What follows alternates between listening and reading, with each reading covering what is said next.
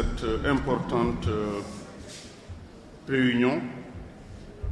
Je voulais remercier tous les participants, tous les orateurs, tous les acteurs, remercier le gouverneur et son équipe pour l'organisation, remercier tous mes services ici présents, remercier aussi les acteurs de la filière et vous dire que toutes les mesures qu'on va annoncer aujourd'hui vont en fait changer la filière. Quelqu'un disait que les ministres avaient changé la filière.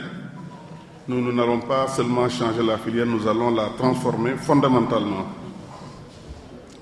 La première mesure, c'est d'abord mettre en place un comité technique pour mettre en œuvre le plan stratégique de la filière cajou. Nous allons faire ce comité cette année. Pourquoi? Parce que nous nous rendons compte qu'il n'y a pas eu assez de travail conjoint entre ICAS, les acteurs, les ministères de l'Industrie, les ministères de l'Environnement, le ministère de l'Agriculture. Donc ce comité stratégique va comprendre effectivement tous ces ministères impliqués, avec également les acteurs, les transformateurs, les producteurs, les collecteurs. Ça, c'est la première décision. La deuxième décision, c'est demander la fixation d'un prix aux producteurs pour chaque campagne. Cela permettra d'avoir un prix plancher dont le montant sera effectivement fixé chaque année par la filière, comme ça se fait pour l'arachide. Je crois qu'on ne peut pas laisser les producteurs à la merci des exportateurs ou à la merci des transformateurs. Il faut que ce soit organisé. Et c'est pendant ce comité que nous allons fixer toutes ces mesures.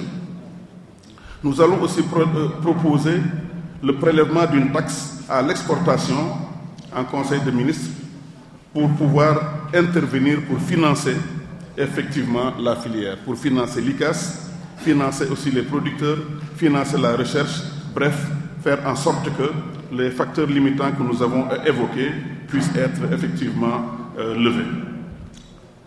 Quatrième mesure, nous allons renforcer l'organisation de la filière par la mise en place de mécanismes sur les agréments. Il n'est plus question à partir de la prochaine campagne d'opérer dans la filière sans avoir un numéro d'agrément.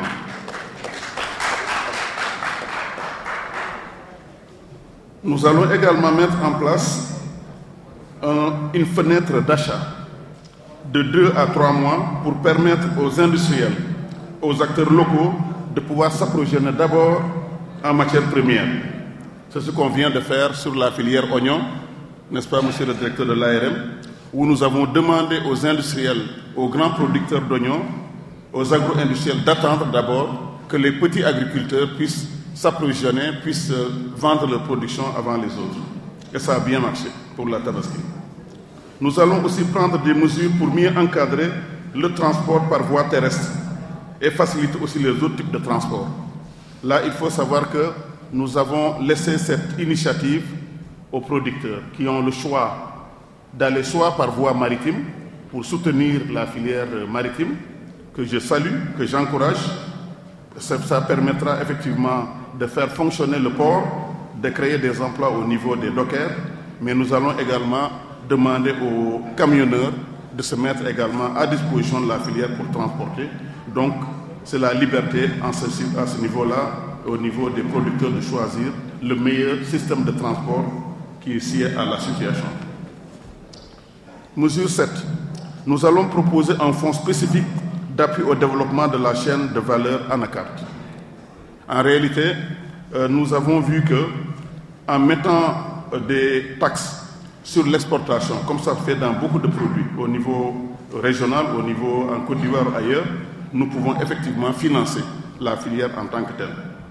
Nous allons aussi travailler sur un prix assez motivant pour préserver les revenus des agriculteurs contre les fluctuations et également contre certains abus. Mesure 9. Nous allons poursuivre et renforcer le programme PACAS ainsi que les moyens d'intervention des agropoles. Nous l'avons vu tout à l'heure, les agropoles interviennent déjà aussi bien dans la recherche et le développement, dans la distribution de plantes, dans la production de plantes, mais aussi dans la transformation. Et je peux vous annoncer d'ores et déjà que l'agropole du Sud a pour vocation première de transformer l'anacarde. Il y aura un laboratoire de recherche, il y aura une usine à l'intérieur, il y aura des incubateurs pour tous les jeunes qui veulent entrer dans la filière et sera inauguré à partir de l'année prochaine. Les travaux sont en cours. Nous allons aussi mettre en synergie toutes les structures du ministère du Commerce. Vous l'avez vu tout à l'heure, les structures sont toutes mobilisées, elles ont toutes investi dans des programmes très importants, notamment l'INOCIR, l'agent de régulation des marchés avec les centres de stockage, l'ORSE, le programme des agropoles, l'agent de développement et des PME, le bureau de mise à niveau, la direction du redéploiement industriel, mais de même également que la DCI, la direction du commerce intérieur, qui est ici présente. Nous allons aussi coordonner les financements bancaires et autres financements. Nous avons vu qu'il y a beaucoup d'argent qui est investi dans la filière, mais ce n'est pas coordonné. Donc nous allons profiter de cette grande organisation, de ce séminaire que nous allons faire ici en 2025. Ce sera l'occasion de faire le bilan de la campagne 2025, mais ce sera aussi l'occasion de préparer toutes les mesures pour la campagne 2026. Ça nous permettra de prendre des décrets et des arrêtés pour fixer officiellement le prix de l'anacarde, comme ça se fait pour l'arachide, pour fixer les taxes à l'exportation, pour fixer les ristournes à la filière, à l'ICAS, pour permettre à l'ICAS d'avoir les moyens de sa politique pour aider les agriculteurs de toute la filière. Je voulais vous dire que le gouvernement est déterminé, plus que jamais, à faire de l'anacarde un véritable or noir, l'or noir de la Casamance. Je vous remercie pour votre attention.